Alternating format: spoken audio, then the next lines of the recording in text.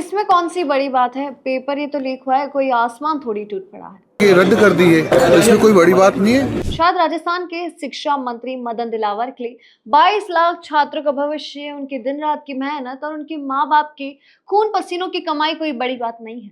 तभी तो मदन दिलावर ने बड़े ही कूल अंदाज में कह दिया, गड़बड़ हुआ तो रद्द कर दिया। इसमें क्या कोई बड़ी बात है क्या? वाह मंत्री जी वाह, गजब की थ्योरी है आपकी। इसे कहते हैं घाव पर नमक छिड़कना, और वो भी पूरे कड़क अंदाज में। 22 लाख से ज्यादा नीट यूजी के अभ्यर्थी सालों साल कमरे में बंद होकर अपनी जवानी खपाकर परीक्षा की तैयारी करते हैं, लेकिन सिस्टम की मेहरबानी से पेपर ही लीक हो जाता है। छात्र सड़क पर रो रहे हैं, इंसाफ की मांग कर रहे हैं, और सूबे के शिक्षा मंत्री जी के पास एक ऐसा अजीबोगरीब बयान है जो छात्रों के हौसलों को बढ़ाने के बजाय उनके सपनों का सरेआम कबाड़ा कर देता है। जांच एजेंसियों ने पाया होगा इसमें गड़बड़ हुआ है तो निर्णय लिया कि रद्द कर दी है, तो इसमें कोई बड़ी बात नहीं है। जहां भी गड़बड़ दिखाई देगा जहां उन सबको ठीक करने के लिए काम करेगी सरकार। सर सीकर से कनेक्शन आया है कहीं कोचिंग? सीकर से कनेक्शन हो या पश्चिम बंगाल से या कश्मीर से, जहाँ जहाँ भी दोषी होंगे वो कहीं छोड़े नहीं जाएंगे। सर अभी आपने बावड़ी बावड़ी और खेड़ा पर गए थे, कुछ कमी खामी नजर आई जहाँ पे आपने अधिकारी को कुछ अच्छाइयाँ भी नजर आई है, कुछ कमी भी नजर आई है। आज मैं एक सफाई जहाँ शाहिदान सिंह जी मेघवाल करके जो सरपंच है, अच्छा काम हो रहा है।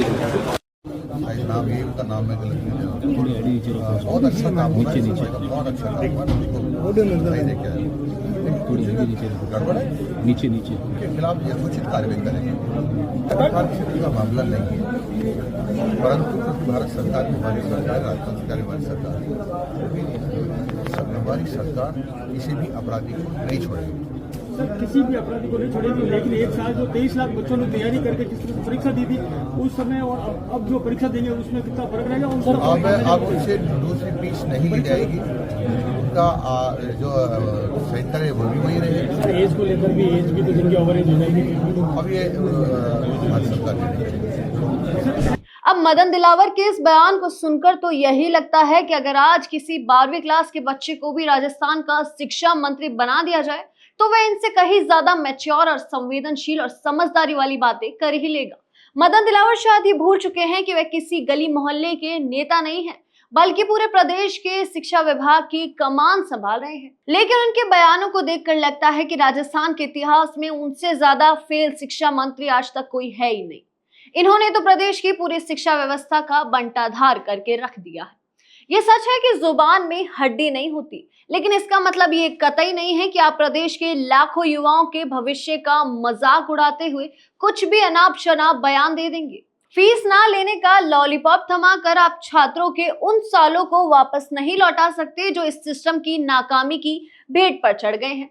सीकर से लेकर पश्चिम बंगाल तक तार जुड़े हैं, सीबीआई जांच कर रही है, लेकिन मंत्री जी का रवैया ऐसा है जैसे कोई छोटा मोटा हादसा हुआ हो। और अगर मदन दिलावर का यही रवैया रहा, उनकी जुबान यूं ही फिसलती रही, तो वो दिन दूर नहीं जब पूरे राजस्थान के छात्र और युवा सड़क पर उतरेंगे और प्रदेश के कोने कोने में सिर्फ एक ही नारा गूंजेगा, दिलावर भगाओ, शिक्षा विभाग बचाओ। मदन दिलावर जी अभी भी वक्त है, होश में आ जाइए। छात्रों के सब्र का इम्तिहान मत लीजिए, क्योंकि जब छात्र सड़क पर उतरता है तो बड़े बड़ी कुर्सियां मिल जाती है। तो मदन दिलावर के इस बयान पर आपके क्या विचार हैं? हमें कमेंट सेक्शन में जरूर बताएं। ऐसी ही तमाम खबरें और अपडेट्स के लिए देखते रहिए भारत अवतार। धन्यवाद।